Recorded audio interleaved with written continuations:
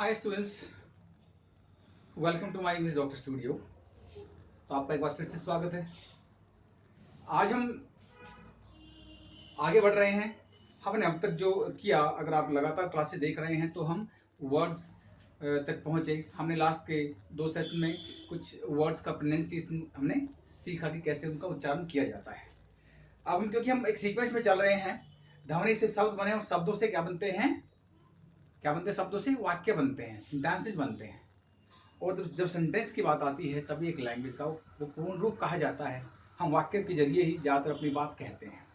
तो हम आज शब्द रूप से आगे बढ़कर कहाँ पे आ गए हैं, वाक्य रूप पे आ गए हैं। भाषा का वाक्य रूप, और वाक्य किससे बन रहा है, शब्दों से। तो आज मैं आपके सामने जो टॉपिक डिस्कस करने वाला हूँ बेहद इंपॉर्टेंट टॉपिक है, ग्रामेटिकल पॉइंट ऑफ व्यू से भी, और आपके स्पोकन इंग्लिश स्पीकिंग से के जो है अगर पॉइंट को ध्यान में रखा जाए तो उस तरफ से भी बेहद इंपॉर्टेंट सेशन होने वाला है।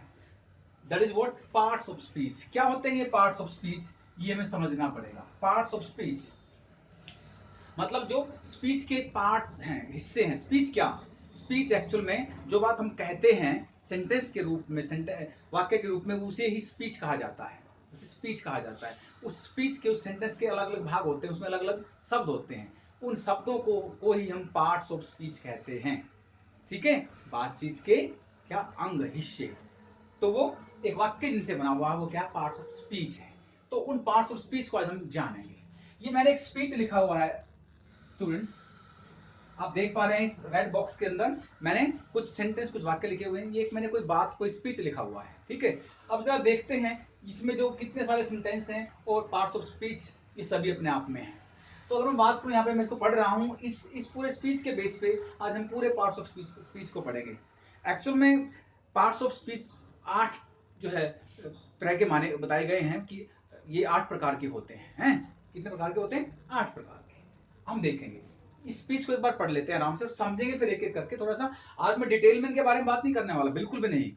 वो ग्रामेटिकल पार्ट है, वहां पर अगर आपकी जो है डिमांड रहेगी तो बिल्कुल मैं बिल्कुल डिटेल्ड इनके इन टॉपिक्स पे अलग अलग से भी वीडियो डालूंगा, बनाऊंगा, अगर आप लोग चाहेंगे तो। ठीक है, अब देख लेते हैं। तो स्पीच को पढ़ते हैं एक बार। Ravi is a teacher. Ravi is a teacher. He teaches us English. He is very intelligent and speaks good English. He never sits on the chair while teaches. Hurrah, he has won the best teacher award. अब यहाँ पे एक बात कहने की कोशिश की गई है कि कौन क्या है, रवि एक अध्यापक हैं। He teaches us English, वो हमें अंग्रेजी पढ़ाते हैं। He is very intelligent, वो बहुत होशियार हैं। ठीक है, and speaks good English, और बड़े अच्छे से अंग्रेजी बोलते हैं। He never sits on the chair while teaches. जब वो पढ़ाते हैं तो कभी भी वो कुर्सी पर बैठते नहीं हैं। एंड फाइनली क्या है, हुर्रा, बड़ा खुशी जाहिर कर रहा है क्या, he has won the best teacher award है। कहता बड़ी खुशी है मुझे कि उन्हें एक बेस्ट टीचर का, एक सबसे अच्छे अध्यापक का जो है अवार्ड मिला है, ट्रॉफी मिली है। ये कौन, इस स्पीच को बोलने वाला अपनी फीलिंग्स को व्यक्त कर रहा है इस सेंटेंस के जरिए। तो एक स्पीच मैंने छोटा सा लिखा। ठीक है, अब इस स्पीच के जरिए समझते हैं। इस हर एक सेंटेंस में क्या है, हर एक सेंटेंस के पार्ट हैं। भाई ये पार्ट आपको नजर आ रहा है, ये नजर आ रहा है, ये इसे भी देखिए, हर वाक्य में ये क्या है, इसके पार्ट्स हैं। इन्हीं को पार्ट्स ऑफ स्पीच कहा जाता है। आप किसी एक सेंटेंस को ले या हम पूरे इस स्पीच के जरिए समझेंगे। तो ये पार्ट्स ऑफ स्पीच की जब हम बात करते हैं तो देखते हैं, जब सेंटेंस की तरफ जाते हैं, वाक्य में हम बनाना सीखते हैं तो हमें बताया जाता है। मैंने सेशन कराया था बेसिक सेशन में कि इंग्लिश का इस जो बताया था आपको कि इंग्लिश लैंग्वेज का जो स्ट्रक्चर वो क्या होता है। बताया था कि सब्जेक्ट, उसके बाद वर्ब, उसके बाद ऑब्जेक्ट आता है। तो हर वाक्य में यही कहानी लगभग जो रहती है बेसिकली। अब रवि क्या है, एक सब्जेक्ट है वाक्य के अनुसार। ठीक है, एज क्या है, एक वर्ब है। टीचर क्या है, ये एक ऑब्जेक्ट है। मैं यहाँ पे सब्जेक्ट ऑब्जेक्ट की बात नहीं करने वाला, ये हम आगे चल के देखेंगे। तो मैं पूरा सेंटेंस को डिस्कस करूंगा, सेंटेंस बाय टॉपिक को, तो आपको बताने वाला हूँ सारा। यहाँ हमें देखना ये है कि इस सेंटेंस के अंदर, इस वाक्य के अंदर रवि है वो क्या है, वो रवि किसी का नाम है। अगर मैं पूछूं टीचर, टीचर क्या है, ये भी किसी का एक स्टेटस है, किसी का ओहदा है। जब नाम और ओहदे की बात की जाती है ना, अगर कोई शब्द किसी के नाम को बता रहा है या किसी ओहदे को, किसी इसको स्टेटस को बता रहा है, तो वहां पर वो क्या होता है, आप उसको पढ़ते हैं, उसका नाम होता है नाउन। तो पहला पार्ट ऑफ स्पीच हम किसको देख रहे हैं? नाउन, संज्ञा जिसे कहते हैं। क्या होती है संज्ञा? किसी भी पर्सन का नाम, कोई भी पर्सन है, कोई भी प्लेस है, कोई भी एनिमल, कोई थिंग, कोई आइडिया जो आपके मन में जनरेट हो रहा है, कोई फीलिंग है या स्टेट ऑफ माइंड है, इन सबको हम जो नाम देते हैं वो क्या होता है? वो नाउन होता है। Name of any person, place, animal, thing, idea, feeling, state of mind जो भी है, इसे हम क्या कहते हैं? इन्हीं को हम संज्ञा कहते हैं। अब इस वाक्य में आपसे पूछूं, अगर मैं यहां से देखें तो यहाँ पे रवि भी नाउन है और टीचर भी नाउन है। रवि किसी के नाम को बता रहा है, ये किसी के स्टेट को बता रहा है कि उसका ओधा क्या है, तो दोनों ही नाउन है यहाँ पे। ठीक है, हम आप यहाँ से स्पीच से वो नाउन ढूंढने की कोशिश करें। अगर मैं यहाँ पे आपसे पूछूं तो यहाँ पे आप देखेंगे कि रवि पहले वाक्य में और टीचर, ये दो शब्द क्या है? नाउन है।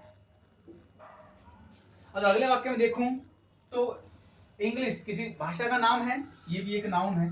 तो आप ऐसे देखेंगे आपको हर सेंटेंस में शायद मिल जाएंगे ये नाउन ऐसे करके। ठीक है, तो नाउन क्या है? किसी भी ऐसी किसी भी चीज का नाम जो होता है उसे हम नाउन कहते हैं, संज्ञा कहते हैं। ये वो कई प्रकार के होते हैं, वो आगे डिटेल जब ये टॉपिक मैं डिटेल में कराऊंगा तो आपको पूरा समझ में आएगा और बड़ा मजा आएगा। बिल्कुल एक जो है एक इस तरीके से कराया जाएगा कि आपके दिमाग में पूरा वो एक उसकी पिक्चर बन जाए और आप जिनकी रुचि करें उसको नहीं बोलेंगे, वो डिटेल एक एक टॉपिक को डिस्कस तो कराने वाले हैं। आगे बढ़ लेते हैं। अगला है प्रोनाउन। अब देखिए प्रोनाउन क्या होते हैं? हम हिंदी में सर्वनाम कहते हैं, हिंदी में क्या कहते हैं? संज्ञा कहते हैं। आप चाहे तो मैं लिख सकता हूँ, लिखूंगा यहाँ पे संज्ञा, लेकिन आपको पता है, ठीक है, ये सर्वनाम होते हैं। अब सर्वनाम किसे कहा जाता है? आपको हिंदी में पता है कि जो शब्द संज्ञा के स्थान पर इस्तेमाल हो। अब संज्ञा क्या थे? नाउन। नाउन। अब देखिए इस वाक्य में Ravi is a teacher, Ravi एक संज्ञा है, एक नाउन है, लेकिन अगले वाक्य में रवि के बारे में क्या कहा? यहाँ पे रवि शब्द यूज नहीं किया, क्या बोला? He teaches us English. ये नहीं कहा कि रवि टीचेस अस इंग्लिश, क्योंकि एक शब्द का रिपीटेशन करने से लैंग्वेज अच्छी नहीं रहती। ध्यान रखना है आपको नाउन का बार बार रिपीट नहीं करना होता उसको। तो आपने एक बार एक नाउन का यूज किया, अगली बार उसके बारे में कुछ कह रहे हैं, तो उसके लिए हम जो शब्द यूज करेंगे वो कौन सा होगा? वो प्रोनाउन होगा, उसे हम सर्वनाम कहेंगे। यहाँ पे आप देखेंगे ही किसके लिए यूज किया गया है? रवि के लिए। रवि नाउन था, ही क्या है?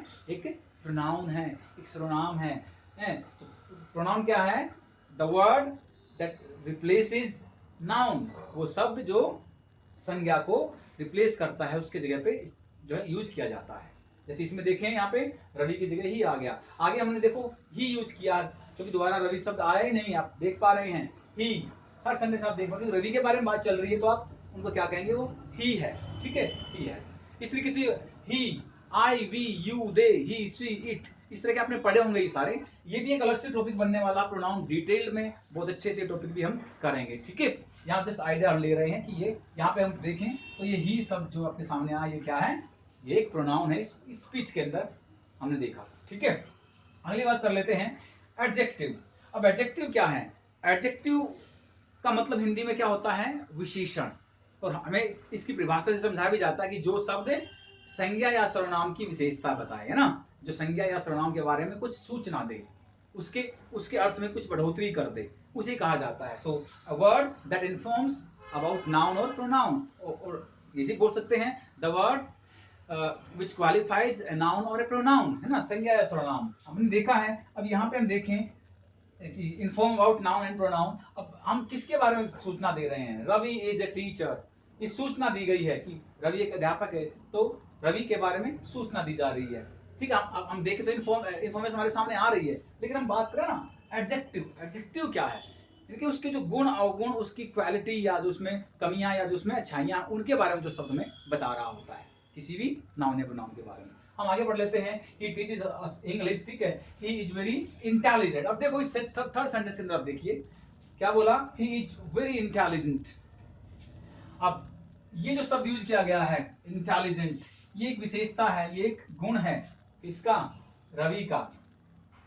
तो यहां पर इंटेलिजेंट कौन है? Who is intelligent? Ravi. Ravi क्या है? नाउन। तो नाउन की विशेषता बताई जा रही है कि वो इंटेलिजेंट है। तो ये इंटेलिजेंट शब्द यहां पे क्या हुआ? एक एडजेक्टिव हुआ। आ रहा है समझ में? और कहा वेरी इंटेलिजेंट। अब इसके सामने ये भी लग गया। अब क्या है ये? कि डिग्री, जो इंटेलिजेंस की जो डिग्री है उसको बढ़ा रहा है। जो वेरी है अपने आप में, ये भी एक एडजेक्टिव है, क्योंकि ये भी किसके लिए यूज किया गया है? ये भी रवि ही के लिए यूज किया गया है। ये भी वेरी भी एक क्या है? एडजेक्टिव है। ठीक है, हम थोड़ा और आगे बढ़ लेते हैं। तो इस तरह के शब्द होते हैं, वो उन्हें कहते हैं एडजेक्टिव। नेक्स्ट है एडवर्ब।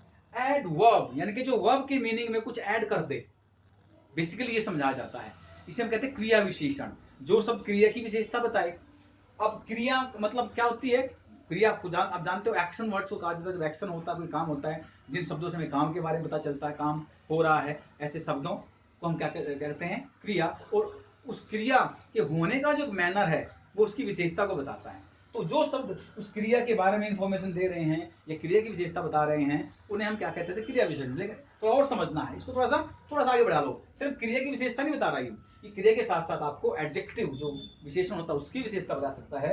या आपको एडवर्ब, अपने आप में एडवर्ब की भी एक एडवर्ब दूसरी एडवर्ब की जो है वो क्वालिफाई कर सकती है।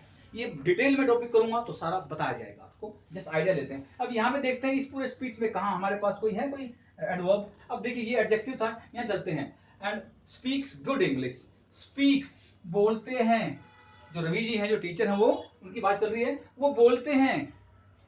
कैसा बोलते हैं? गुड, अच्छा बोलते हैं।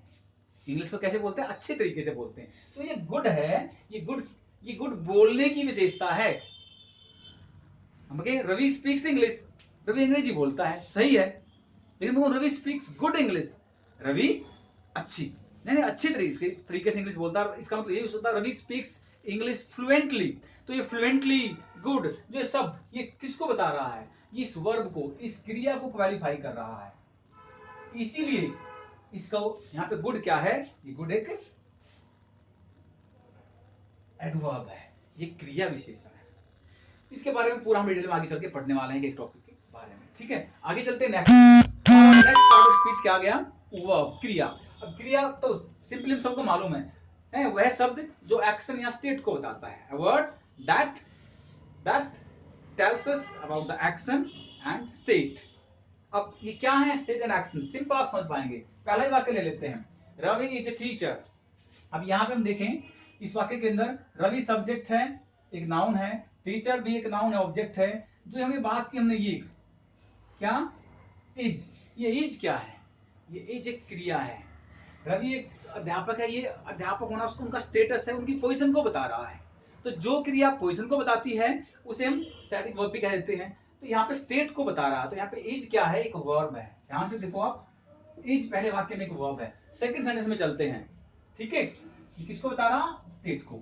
आगे चलते हैं, ही टीचेज अस इंग्लिश। ही टीचेज अस इंग्लिश, वह हमें अंग्रेजी पढ़ाते हैं। अब ये जो यहाँ पे आया टीच करना, ये टीच करना क्या है? ये एक एक्शन वर्ब है। ये क्या है? एक्शन वर्ब है। टीच क्रिया है ना, जो एक्शन को बता रही है। तो जो क्रिया स्टेट को बता रही है वो भी वर्ब होती है। जो सब स्टेट को बताता है वो भी क्या है? वर्ब है। और जो एक्शन को बता रहा है वो भी वर्ब है। तो ऐसे शब्द आपके सामने बहुत सारे होते हैं, कम, गो, प्ले, इज, एम, आर, ये सभी के सभी हमारे वर्ब्स होती हैं, क्रियाएं होती हैं। क्रिया के बगैर कभी किसी लैंग्वेज का कोई भी उसका अस्तित्व नहीं होता है। क्रिया बहुत महत्वपूर्ण चीज है। इस टॉपिक को मैं कराने वाला हूं बहुत ज्यादा डिटेल में, बहुत बेहतर तरीके से। जिंदगी में कभी क्रिया की वजह से आपकी अंग्रेजी पे जो फर्क पड़ता है, और क्योंकि क्रिया को ही सबसे महत्वपूर्ण पार्ट माना गया है सभी पार्ट्स ऑफ स्पीच में, आपको इस तरीके से चीज में कराने वाला हूं कि आपका जो है ना, जो स्पोकन का पार्ट है, ग्रामर का पार्ट है, वो बिल्कुल एकदम से 0 से 100 पे पहुंचने वाला है। आप आने वाले सेशन में देखेंगे, जो मैं वर्ब पे लेने वाला हूं। आगे बढ़ लेते हैं। प्रेपोजिशन। अब ये सब क्या है? प्रेपोजिशन। ये प्रेपोजिशन क्या होते हैं? ये वो शब्द होते हैं जो रिलेशन बताते हैं किसके बीच में? भाई टाइम, प्लेस, पोजीशन, है ना? वो रिलेशन नाउन या प्रोनाउन के बीच में भी एस्टेब्लिश कर सकते हैं, सब्जेक्ट ऑब्जेक्ट के बीच में भी कह सकते हो। तो जब जो शब्द रिलेशन बता रहा है, time, place, position, noun, pronoun, इनके मध्य जो रिलेशनशिप को बता रहा है, एक संबंध को स्थापित कर रहा है, संबंध जोड़ रहा है, उन शब्दों को हम कहते हैं प्रेपोजिशन। जनरली ये एक तरह का इमेज हमारे माइंड में क्रिएट कर देता है। मैंने कहा the bird is sitting on the tree, है ना? पक्षी पेड़ पर बैठा है। अब मैंने सिटिंग ऑन द ट्री, अब ऐसा बोलते ही हमारे दिमाग में एक इमेज आ जाती है ना, कि जैसे कि हमें वो एक दिमाग में इमेज आ रही है कि जैसे पक्षी पेड़ पे बैठा हुआ है, पेड़ के ऊपर बैठा है, तो सिटिंग ऑन द। अब ये जो सब यहाँ पे ओन आया था, वो एक इमेज को क्रिएट कर रहा है। इसलिए प्रेपोजिशन को ऐसे वर्ड्स भी माना जाता है which create image in the mind of the speaker as well as the listener, ठीक है, दोनों के दिमाग में इमेज क्रिएट कर देता है, ठीक है, रिलेशन को बताता है। हम इस स्पीच में देखते हैं कि हमारे पास कोई प्रपोजिशन यहाँ पे है स्पीच में। अब देखिए जरा, यहाँ कोई प्रपोजिशन नहीं है, यहाँ भी नहीं नजर आ रहा है, यहाँ भी नहीं है। He never sits on, देखो नेक्स्ट सेंटेंस हमारा आ गया है, he never sits on the chair while teaches। वो जब पढ़ाते हैं तो कभी कुर्सी पर नहीं बैठते, sits on। देखिए प्रोबेबली ये क्या है, इसकी खासियत ये भी रहती है, ये जो प्रेपोजिशन होती है ना, ये हमारी एक क्रिया के साथ जुड़ती है। किसके साथ? क्रिया के साथ जुड़ती है। देखो सिट एक क्रिया है, एक एक्शन वर्ब है, ठीक है, उसके साथ जुड़ रही है ऑन, और ये इसके साथ जुड़ के ये जो हिस्सा है इसको जोड़ रही है रिमेनिंग पार्ट से, यानी कि किसको? सब्जेक्ट को, प्रोनाउन को किससे जोड़ रही है? चेयर, एक नाउन से, एक ऑब्जेक्ट से। आ रहा समझ में? तो ये दैट जो है एक रिलेशन बता रही है, दैट इज वाई इन्हें रिलेशन वर्ड्स भी कहा जाता है। तो यहाँ पे एक ऑन जो है इस स्पीच में, इसके अलावा बहुत सारे होते हैं, एट, इन, है ना, ऐसे ऐसे अबव, ऐसे ऐसे कई सारे आपके प्रपोजिशन आपको पढ़ने को मिलने वाले हैं। डिटेल में जो टॉपिक को करेंगे आप, तुम आपको मालूम चलने वाला है, ठीक है। यहां देखते हैं, नेक्स्ट आते हैं कंजंक्शन। अब कंजंक्शन का मतलब होता है कनेक्टर्स, इन्हें लिंकर्स भी कहा जाता है। वो शब्द जो दो या दो से अधिक शब्दों को जोड़े, दो या दो से अधिक इसको क्लॉजेज को जोड़ दें, और दो या दो से अधिक वाक्यों को जोड़ दें।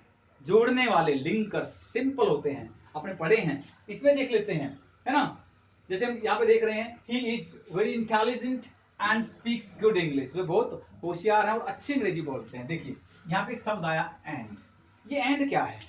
इस एंड ने इस पहले वाले वाक्य को, ही इज वेरी इंटेलिजेंट, एक वाक्य ये हो गया, वे बहुत बहुत होशियार हैं, एक वाक्य पूरा हो गया है। दूसरा, ही स्पीक्स गुड इंग्लिश, वे अच्छी अंग्रेजी बोलते हैं, एक वाक्य ये हो गया। इन दोनों वाक्यों को जोड़ने के लिए क्या यूज किया हमने? एंड। तो ये एंड क्या है? एक कनेक्टर। एंड, बट, ऐसे आपको कई सारे, ठीक है, सेंटेंस कनेक्टर्स मिलने वाले। पूरा डिटेल में टॉपिक जब होगा तो आपको पूरी जानकारी इसके बारे में दी जाएगी अच्छे से, ठीक है। तो यहाँ पे हम देख पा रहे हैं। नेक्स्ट और लास्ट देख लेते हैं इंटरजेक्शन। इंटरजेक्शन का मतलब सीधा सा है, आपने सुना होगा, जब हम सरप्राइज को व्यक्त करते हैं, ये तो एक्चुअल में ये वो शब्द होते हैं जिनका अपने आप में कोई मीनिंग तो कहा नहीं जाता, बट ये एक बड़ा हिडन मीनिंग देते हैं। ये फीलिंग्स को, इमोशंस को शो करने के लिए यूज किए जाते हैं, ठीक है। कोई सरप्राइज आपको आ गया है, आप उसको शो करते हैं, आप कोई दुख प्रकट करते हैं, खुशी प्रकट करते हैं। जितनी जो भी इस तरह की इमोशंस हैं, इनको प्रकट करने के लिए, इनको एक्सप्रेस करने के लिए जो शब्द हम यूज करते हैं, उन्हें कहा जाता है क्या? इंटरजेक्शन, ठीक है। The word which is used to express sudden feelings like anger, excitement, sorrow, happiness, ठीक है, ठीक है, दैट इज वाई। तो इनके लिए एक ना सिंबल भी हम यूज करते हैं, मानो साइन, वो ये लगाते हैं हम, इससे इसका पता चल जाता है। तो देखते हैं, ये फीलिंग को, इमोशंस को, हमारे जो है स्टेट ऑफ माइंड को भी ये बता रहा होता है कि क्या हम, हमारे अंदर गुस्सा है कि क्या है, तो वो सारा नजर आ रहा होता है, खुशी हम प्रकट करते हैं। इस स्पीच में देखते हैं, ऐसा कोई आया है, कोई शब्द हमने यूज किया क्या? हम यहाँ तक पहुंचे, यहाँ देखते हैं, hurrah, he has won the best teacher award, है ना। अरे बड़े बड़ी खुशी की बात है, ना, बड़ा बड़ा खुश हूं मैं। वो तो क्या शो कर रहा है? इसे हम कहते हैं वो, इसको बोलते हैं साइन ऑफ एक्सप्लेनेशन, यानी कि एक एक्सप्लेनेशन जो है वो शो कर रहा है, एक एक तरह का वो आश्चर्य शो कर रहा है, सरप्राइज शो कर रहा है। Hurrah, he has won the best teacher award, मुझे बड़ी खुशी है कि अरे वो उनको जो है, उन्होंने जो है बेस्ट टीचर का अवार्ड जीता है। तो यहाँ पे जो शब्द है हुर्रा, ये क्या है? ये इंटरजेक्शन। ऐसे ही ओ, ऐसे ही अलास, है ना, दुख प्रकट करने के लिए होता है ना, ऐसे कई सारे ये शब्द होते हैं। अब लिखित अगर लैंग्वेज की हम बात करें, रिटरिक फॉर्म की बात करें, तो बहुत कम हम यूज करते हैं, लेकिन बोलने में बहुत ज्यादा इसका यूज है। तो ये भी देखेंगे हम डिटेल में कि हमारे इंटरजेक्शन कौन कौन से हैं, और किस चीज के लिए, दुख के लिए, सोरो के लिए कौन सा इंटरजेक्शन होता है, खुशी के लिए कौन सा होता है, भाई एक्साइटमेंट के लिए कौन सा होता है, किसी चीज की प्रशंसा करने के लिए कौन सा होता है। तो स्टूडेंट्स, यस, आशा करता हूँ कि आपको पार्ट्स ऑफ स्पीच समझ में आए होंगे। आप लोगों को जो है एक प्रैक्टिस करना है, अच्छे से इनको सुनना है, ध्यान से वीडियो को देखना है, और जो है आपको बहुत जो फायदे से होने वाला है। तो सेशन को, वीडियो को खत्म करने से पहले आपसे फिर से गुजारिश है, अगर आप पहली बार हैं तो आप चैनल को सब्सक्राइब कर लीजिए और बेल आइकन को प्रेस कर लीजिए, ताकि आपको आने वाली सभी वीडियोस टाइम टू टाइम मिलती रहें। और हाँ, नीचे कमेंट करना ना भूलें, क्योंकि आपके कमेंट से ही हमें क्या मिलता है, हमें एक मोटिवेशन मिलता है। अगर आपको कुछ सीखने को मिल रहा है, जो भी आपको लगता है कि आपको वो कहना चाहिए, आपको वो कमेंट सेक्शन में जाके कहें स्टूडेंट्स। तो लाइक बटन को भी जरूर प्रेस करें। थैंक यू सो मच, मिलते हैं।